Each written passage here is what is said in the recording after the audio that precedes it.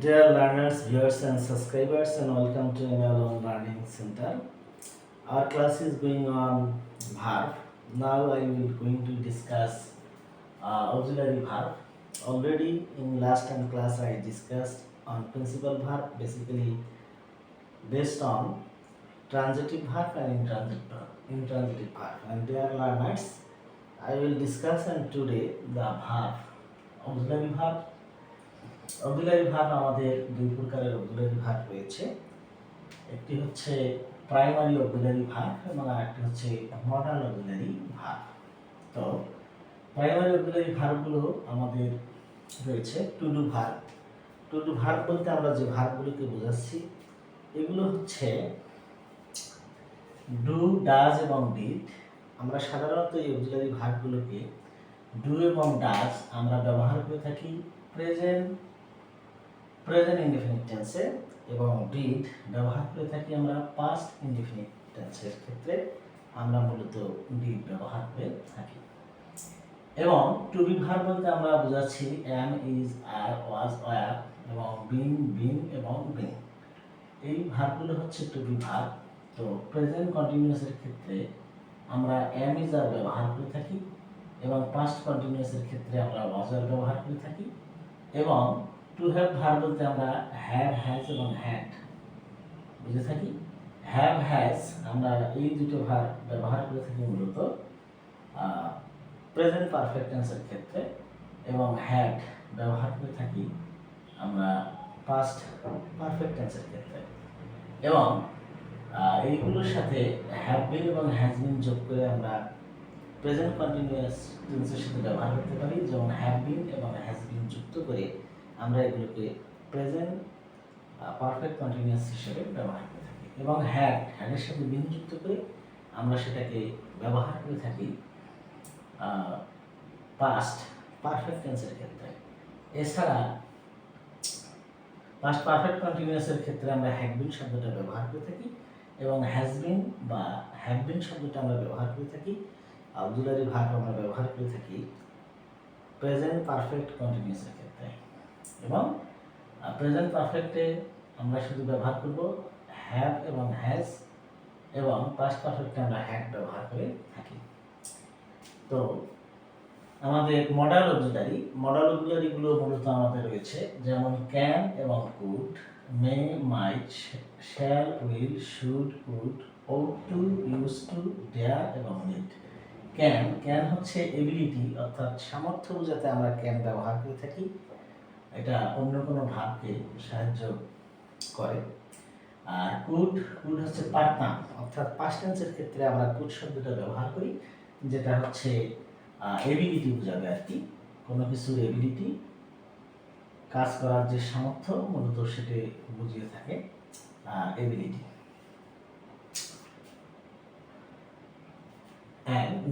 মে হচ্ছে হয়তো পারি বোঝাবে অর্থাৎ সম্ভাবনার ক্ষেত্রে আমরা মে ব্যবহার করে থাকি। এবং মাইট হয়তো পারতাম, এটা পাস্টের ক্ষেত্রে আমরা মাইট ব্যবহার করে থাকি, যেটা পজিটিভিটি অর্থ প্রকাশ করে। এবং শ্যাল এবং উইল এই দুটো ভাগকে আমরা মূলত ফিউচার ইনডিফিনিট টেন্সের ক্ষেত্রে ব্যবহার করে থাকি। এবং শুড, উচিত, এটা আমরা প্রেজেন্ট ফর্মে আমরা শুড ব্যবহার করে থাকি, কোনো কাজ করা উচিত অর্থে আমরা এটা ব্যবহার করি। এবং উড একই অর্থে পারতাম অর্থাৎ পাস্টের ক্ষেত্রে আমরা উড শব্দটা ব্যবহার করে থাকি। এবং ought to এটা দ্বারা উচিত বা বাধ্যবাধকতা বোঝায়, এটা আমরা প্রেজেন্টের ক্ষেত্রে ব্যবহার করে থাকি। এবং এখানে রয়েছে ইউজ টু শব্দটা মূলত আমরা ব্যবহার করে থাকি ইউজ টু বলতে আমাদের যেটা বোঝাচ্ছে সেটা হলো অতীতের অভ্যাস বোঝাতে আমরা ইউজ টু ব্যবহার করে থাকি। এবং ডেয়ার এবং নিড এই দুটোকে আমরা সেমি মডাল বলতে পারি, কারণ এরা প্রেজেন্ট ফর্ম অর্থাৎ এরা মূল ভার্ব হিসেবে ব্যবহার করা যায় এদেরকে। এবং পাশাপাশি we can use this two type of verb as auxiliary verb, অর্থাৎ অক্সিলারি ভার্ব হিসেবেও আমরা এগুলোকে ব্যবহার করতে পারি। এখন now I will discuss some sentence or examples of this verb. Do, does আমরা ব্যবহার করতে পারি প্রেজেন্ট টেন্সের ক্ষেত্রে অর্থাৎ প্রেজেন্ট ইনডিফিনিটের ক্ষেত্রে আমরা এদেরকে সাহায্যকারী ভার্ব হিসেবে ব্যবহার করতে পারি। যেমন এক্সাম্পল স্বরূপ বলা যায় যে he does not does not go there, সে সেখানে যায় না, এক্ষেত্রে আমরা এটাকে ব্যবহার করলাম। এটাকে ইন্টারোগেটিভ করার ক্ষেত্রেও আমরা এটাকে ব্যবহার করব ডাজকে। ডাজ আমরা এখানে দেখতে পারি যে ডাজ হি গো দেয়ার, সে কি সেখানে যায়। নেগেটিভ ইন্টারোগেটিভ করার ক্ষেত্রে আমরা এভাবে এটাকে ব্যবহার করতে পারি does he not or doesn't. তবে আমাদের মনে রাখতে হবে প্রাইমারি অক্সিলারিগুলো মূলত আমরা ব্যবহার করে থাকি মূল ভার্ব হিসেবেও আমরা ব্যবহার করি এবং পাশাপাশি এগুলোকে আমরা অক্সিলারি ভার্ব হিসেবে ব্যবহার করব। যখন এই প্রাইমারি অক্সিলারিগুলো কোনো ভার্বকে সহযোগিতা করে তখন সেটা অক্সিলারি ভার্ব হিসেবে কাজ করে। এবং এগুলো যদি আমরা সরাসরি ব্যবহার করি, যেমন এক্সাম্পল স্বরূপ এম ইজ আর, এটাকে আমরা যেমন বলতে পারি যে I am a teacher, TEACHER teacher. তাহলে আই অ্যাম এ টিচার, এখানে এটা মূল ভার্ব হিসেবে আমরা ব্যবহার করেছি। কিন্তু আমরা যদি বলি যে আই অ্যাম টিচিং, আমি শিক্ষা দিচ্ছি, সেক্ষেত্রে এখানে অ্যামটা অক্সিলারি ভার্ব হিসেবে ব্যবহার করা হচ্ছে। তো প্রত্যেকটা প্রাইমারি অক্সিলারিকে আমরা মূল ভার্ব হিসেবে এবং সেটাকে আমরা ভার্ব হিসেবে এবং অক্সিলারি ভার্ব হিসেবে ব্যবহার করতে পারবো। যেমন ওয়াজ আই যদি বলা যায় যে আই ওয়াজ এ টিচার, আমি একজন শিক্ষক ছিলাম, এটাকে আমরা যখন অক্সিলারি ভার্ব হিসেবে ব্যবহার করব তখন এটা চলে আসবে আই ওয়াজ টিচিং, আমি শিক্ষা দিচ্ছিলাম। এইভাবে আমরা প্রাইমারি অক্সিলারিকে ব্যবহার করতে পারি। নেক্সট আমরা চলে যাব মডালের কিছু উদাহরণ। মডালের কিছু উদাহরণ। মডালের উদাহরণ বলতে আমরা কিছু মডালের উদাহরণ দেখব। মডাল অক্সিলারিগুলো যেমন ক্যান পারি বলতে হচ্ছে এবিলিটি বোঝাবে। যেমন I can do the work, আমি কাজটি করতে পারি, এটা একটা আমাদের উদাহরণ। এটা হচ্ছে মডাল ভার্বগুলোর উদাহরণ, মডালের উদাহরণ। এরপর কুড, পাস্টের ক্ষেত্রে কুড অর্থাৎ সামর্থ্য বোঝাবে, যে আমি পারতাম। পারতাম বলতে কি আই কুড রান, আমি দৌড়াইতে পারতাম। এই সেন্টেন্সগুলো মডাল অক্সিলারিগুলোর পরে আমরা নট বসে দিলে মূলত এগুলো নেগেটিভ অর্থ প্রকাশ করবে। এবং যদি এই মডাল অক্সিলারি কিংবা প্রাইমারি অক্সিলারিগুলোকে আমরা সেন্টেন্সের সামনে বসাই তাহলে এগুলো ইন্টারোগেটিভ হিসেবে কাজ করবে। এবং এই অক্সিলারি ভার্বগুলোকে সামনে বসিয়ে যদি আমরা সাবজেক্টের পরে বা আগে নট যুক্ত করি তাহলে এগুলো নেগেটিভ ইন্টারোগেটিভ হিসেবে কাজ করবে।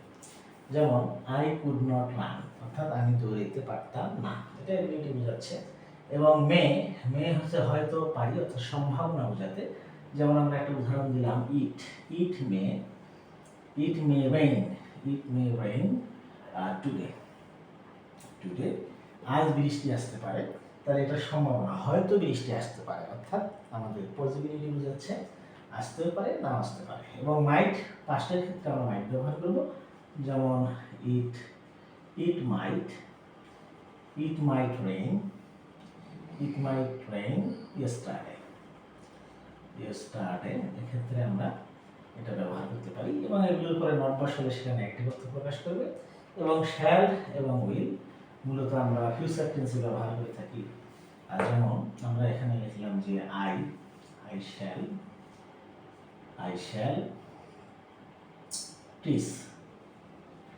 টিচ ইউ, আমি তোমাকে শেখাবো বা শিক্ষা দেবো, এটাকে আমরা ব্যবহার করতে পারি। এবং এই শ্যাল বা উইল একই অবস্থা, এরপরে আমরা নট বসালে সেটা নেগেটিভ হবে। এবং প্রথমে যদি আমরা নিয়ে যাই তাহলে সেটা ইন্টারোগেটিভ হিসেবে কাজ করবে। অক্সিলারি ভার্বটাকে প্রথমে নিলে সেটা ইন্টারোগেটিভ হিসেবে কাজ করবে। এবার আমরা চলে যাব শুড অর্থাৎ উচিত অর্থে। তবে আরেকটি বিষয়, আমরা শ্যাল বা উইল প্রেজেন্ট ফিউচার ইনডিফিনিটের জন্য ব্যবহার করি এবং ফিউচার কন্টিনিউয়াসের জন্য আমরা ব্যবহার করে থাকি শ্যাল বি বা উইল বি। এবং ফিউচার পারফেক্টের জন্য আমরা ব্যবহার করে থাকি শ্যাল হ্যাভ বা উইল হ্যাভ এদের সাথে যুক্ত করে। এবং ফিউচার পারফেক্ট কন্টিনিউয়াসের জন্য আমরা ব্যবহার করে থাকি শ্যাল হ্যাভ বিন এবং উইল হ্যাভ বিন। ওকে, এবার রয়েছে শুড হচ্ছে উচিত অর্থে, অর্থাৎ কোনো কিছু করা উচিত। যেমন we should অবে, OBEY, অবে our parents, আমাদের পিতামাতাকে আমাদের মান্য করা উচিত। অর্থাৎ উই শুড অবে আওয়ার প্যারেন্টস, আমাদের পিতামাতাকে মান্য করা উচিত। এরকম কিছু বোঝাতে আমরা শুড ব্যবহার করব। এবং ought to উচিত অর্থে, এটা উচিত অর্থে, যেমন we ought to ফাইট, আমাদের যুদ্ধ করা উচিত। এবং used to তে আমরা অতীতের অভ্যাস বোঝাতে ব্যবহার করি, অর্থাৎ যেতাম, খেতাম, পাইতাম এরকম বোঝাতে অতীতের অভ্যাস। এক্সাম্পল আমি দিতেছি যে he used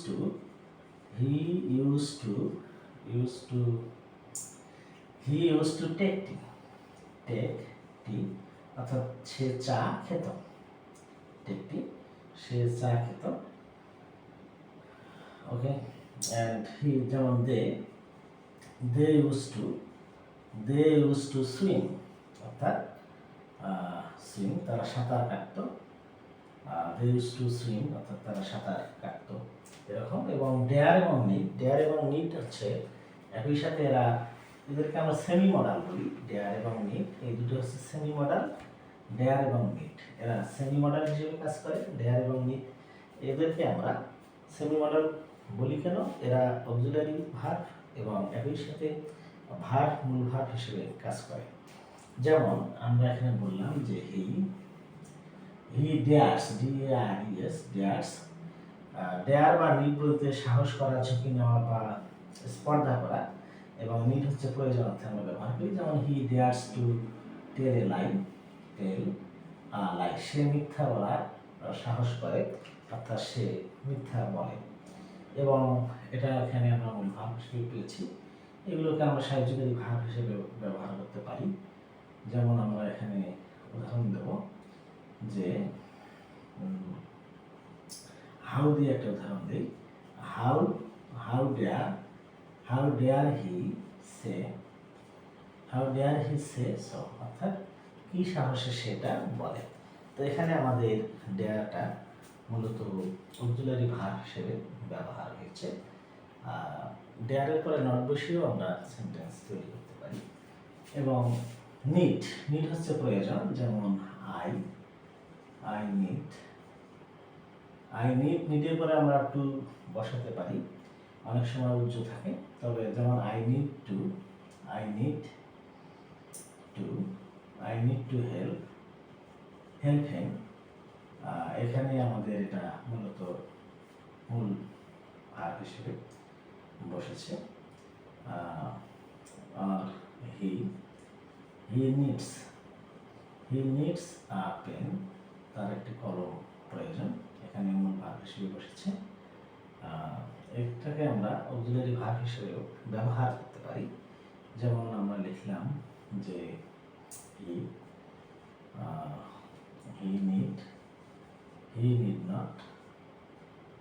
not do